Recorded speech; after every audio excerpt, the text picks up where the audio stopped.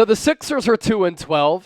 They're allergic to winning. I know a lot of you watching this show are diehard Sixers fans. You're so frustrated. You've been tweeting. You've been putting stuff on social media, Instagram, Facebook, TikTok. You've been texting your friends. You've been letting your voices be heard on YouTube. What the heck is going on with this basketball team?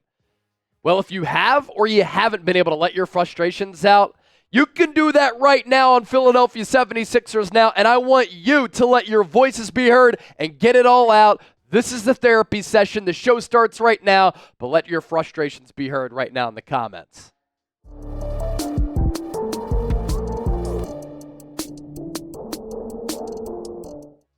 Somehow with this basketball team, it keeps getting worse.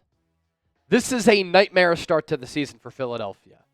We did that 8-hour live stream for Paul George, and we thought the arrow was pointing up for this team. Paul George, Tyrese Maxey, Joel Embiid. We had warned people that big three sometimes don't work out. It's tough to put a roster around them. But I thought that Philadelphia, Daryl Morey, Nick Nurse did a good job of bringing in some depth pieces. And what if I were to tell you that Jared McCain would be the odds-on favorite to win Rookie of the Year, and he's setting all types of records with the amount of points that he's been able to score? A lot of you would say, wow, that's a great development for Philadelphia. A bench scorer, young player playing well. Sixers must be doing well, huh? They lost another one last night to the Grizzlies. They are 2-12 and officially the worst team in the NBA, and Paul George is hurt again. And it's the same injury. He hyperextended the same knee that he hurt during the preseason. It's the left knee, and now we're left with this question. How long is Paul George going to be out? Nick Nurse at his post-game press conference looked like a defeated man. Here's what he had to say. I think they said it was similar to last time, which was a bone bruise. He was actually fairly close to coming back in the game, but then it kind of stiffened up as he got out a little bit.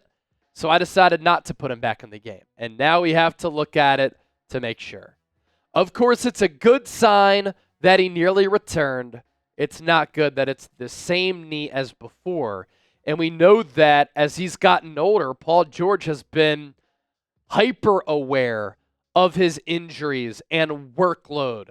And now I just don't see how he's going to go about it in the same way that he did during the preseason going into the regular season, where he kind of probably tried to rush back a little bit because Philadelphia clearly needed him. He's going to take his time, I would imagine, right?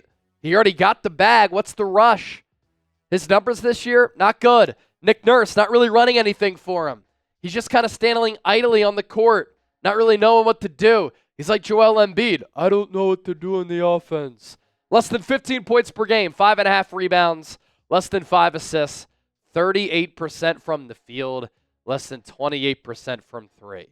Is it an overreaction? Some Sixers fans are already calling the Paul George signing a bad decision for Philadelphia. We knew there was a risk. Older player, injury history, how does he age? A lot of people were talking about how he's not really a personality fit for Philadelphia, given this city is a pressure cooker. Is Philadelphia just allergic to having a third star or a second star on this team? Look at how these numbers stack up. Tobias Harris last year, Paul George this year. Of course, Toby played in 70 games. Paul George was 7 so far, but Toby had the edge in points per game, the edge in rebounds per game, the edge in field goals, the edge in three-point percentage, free throw percentage, effective field goal percentage. Not good. Chip, you were doing the watch party last night, and me and you did the show yesterday. Are the Sixers finally going to get a win? Finally, we get to see Maxey, Embiid, George sharing the floor together against the Scottie Pippen-led Grizzlies. Yet they still couldn't win. And what I'm concerned about, the lack of effort that we're seeing. What's going on? Yeah, look, Nick Nurse talked about it too after the game. He was like, besides the end of that, third quarter, fourth quarter, when they started to make a little bit of a run, that first half, the effort still wasn't there. And when I was in the watch party, the beginning of that game, the Grizzlies are getting layups within seconds of the shot clock after made baskets by the Sixers. The Sixers' rotations are just horrific. Their Grizzlies are driving in the paint, swinging it out, and they're swinging it around the three-point line, getting wide open looks. You're losing and getting beaten by players like Jay Huff and Jake LaRavia. Luke Kennard went off in the first half. It's just, it's just unacceptable when the effort isn't there. The effort got better eventually, but I expected this team to come out stronger to start the game because you just had that meeting, that team meeting. You expect to be all fired up, and I didn't really see that outside of players like Gershon Yabusele, who was absolutely fantastic. Jared McCain Was great once again, and Joel Embiid actually had a good game. But look, when it comes to Paul George, we'll see how long he's out. Of course, we'll give you all an update once we know exactly the timeline for that. But it's just, it's one thing after another. To start the season, no Embiid, no Paul George. Paul George comes back. Embiid starts to get healthy. Embiid gets suspended. Maxey gets hurt. Maxey comes back. They play 5 minutes together to start the game. Maxey goes to the bench. Second half, Paul George gets hurt 40 seconds into the third quarter. It's hard as a star player to find a rhythm when you're constantly playing with different lineups and different rotations and you can't get the full big three out there. That's where I don't want to put too much blame on, Nick Nurse when he's not able to put consistent rotations out there. And look, Paul George just has to be better. There's no way around it. I think fans are overreacting, saying it's a horrible signing. But, 4 years, max money, he'll be 38 at the end of that deal. The way things are going right now, the injuries and the poor offensive performance, it's certainly not looking good. Nothing about this team is looking good right now. The Embiid contract, as he gets older, and the Paul George contract, if it doesn't work out, could really hamstring this basketball team. The pluses, Tyrese Maxey, Jared McCain. The negatives, a lot of money tied up to those players. What say you? Did the Sixers make a mistake giving Paul George a max deal? Are we already turning on 8-Ball Paul? Yes or no? Sound off once again with what you think. Today's 76ers now, by the way, sponsored by DraftKings, the best sports book in the game. We want DraftKings to be a partner here at Chat Sports for a very long time. You can help make that happen and support the show. Support the company movement by using the code SixersChat. The Emirates NBA Cup is here. You can win big getting in on the action at DraftKings Sportsbook, an official sports betting partner of the NBA. All 30 teams split into 6 groups every Tuesday and Friday, playing for the right to advance in the single elimination in-season tourney, culminating in the NBA Cup Championship in Vegas. First time here, here's something special just for you. New DraftKings customers bet $5 to get $200 in bonus bets instantly. Score big with DraftKings Sportsbook. Every point counts. Download the DraftKings Sportsbook app and use code SixersChat. That's code SixersChat for new customers to get $200 in bonus bets when you bet just $5. Only on DraftKings. The crown is yours. Gambling problem? Call 1-800-GAMBLER. In New York, call 877-8-HOPE-NY or text HOPE-NY 467-369. In Connecticut, help is available for problem gambling. Call 888-789-7777 or visit ccpg.org. Please play responsibly. On behalf of Boot Hill Casino and Resort, Kansas. 21 plus age and eligibility varies by jurisdiction. Void in Ontario. Bonus bets expire 168 hours after issuance. For additional terms and responsible gaming resources, see dkng.co/bball. Forget betting on a Sixers game. How about Eagles-Rams on Sunday Night Football? In addition to 76ers now, myself and Chip, we have an Eagles channel here at Chat Sports, north of 90,000 subscribers. Be sure to check that out. Philadelphia, -2.5. A.J. Brown anytime touchdown, +120. Lines and odds subject to change. Use that code SixersChat so that DraftKings know that Chat Sports and Philadelphia 76ers now sent you. If you're looking for any signs of positivity for the Philadelphia 76ers, Joel Embiid looked the best that he has all season long. Is he starting to turn the corner? Is he starting to round into shape? 35 points against Memphis in 35 minutes. Played a lot in that third quarter. 11 rebounds. 10 of 21 from the field. 14 of 14 from the free throw line. That's a good sign because he was forcing the issue and he can make a good living at the charity stripe. This is definitely a step in the right direction. Embiid promised to be more aggressive, and he was. More focused, more trust in that knee, better endurance. I still worry about how he's moving laterally, how he's kind of hesitant when he jumps up vertically, doesn't have that same explosion. Is that just part of the process of him starting to round into form? On the flip side, Tyrese Maxey, very rusty. playing his first game back from that hamstring injury. 5 minutes in that first half, 3 of 13 from the floor, 0 from three-point range. He was able to notch 8 points, 3 rebounds, 2 assists, but didn't look like the same Maxey in those 19 minutes. Hopefully he didn't rush back off that injury. You re-aggravate a soft tissue injury like that, especially hamstring with the player who needs that speed and explosiveness.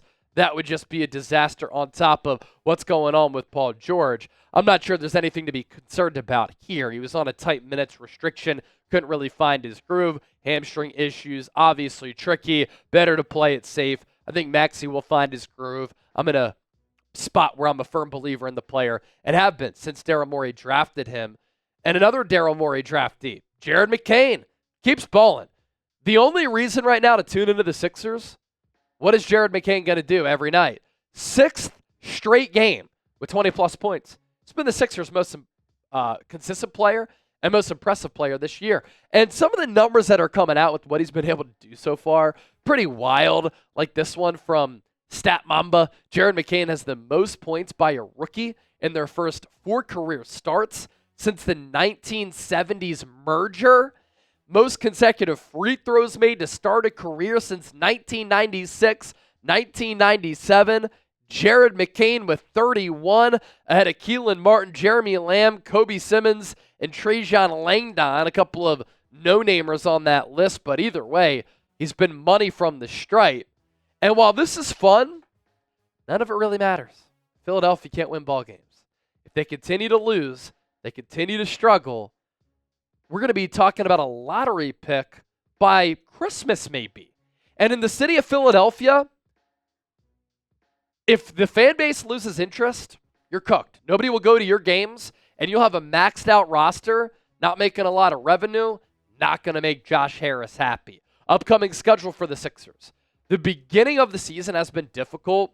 Road trips, back-to-backs, tough opponents, a lot of travel.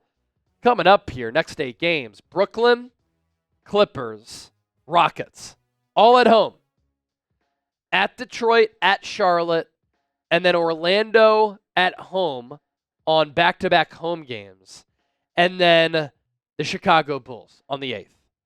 Can you go 5-3, 6-2 here, Chip? That's what the Sixers need to do. That's what they need to do. I mean, at this point, what they've put themselves into with this hole, up to this point, we kind of been talking like, okay, it's early, they need to turn around. I'm at the point now, we're almost at Thanksgiving, about a month away from December. If you hit December, right now you're 10 games under. Even if you play 500 ball, and you stay 10 games under, at Christmas, your season is over. Yeah. It just is what it is.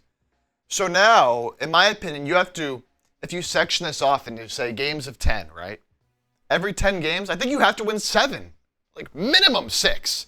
Ideally 7 or 8 of every 10 just to get back in the race. Now, I will say, because how weak the Eastern Conference is, right now you're only 3.5 games out of a play-in spot and only 4 games out of the number 6 seed. So it's not, completely out of the picture to get back into things, again, because of how awful the East has been. I think the Pistons right now are the 6th seed. I think they're 7-9. 7-9 right now. So, again, it's not all hope lost, but with the way this team is playing right now, the vibes of the season, the injuries you've already dealt with, it's I don't know how you can truly believe and see a path forward for this team. The only way this team turns it around, Embiid continues to play like he played against Memphis, and continues to get better. MVP level is what they need from him. He has to play like a top 2 or 3 player in the league. Yeah. Absolutely has to.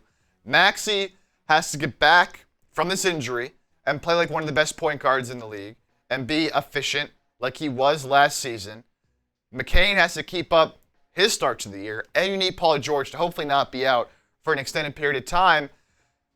But even then, it's you look at some of these other teams, and I want to go back to the Grizzlies point. The Grizzlies on that game against the Sixers were missing Ja Morant, Marcus Smart, Zach Edey, G.G. Jackson, Vince Williams.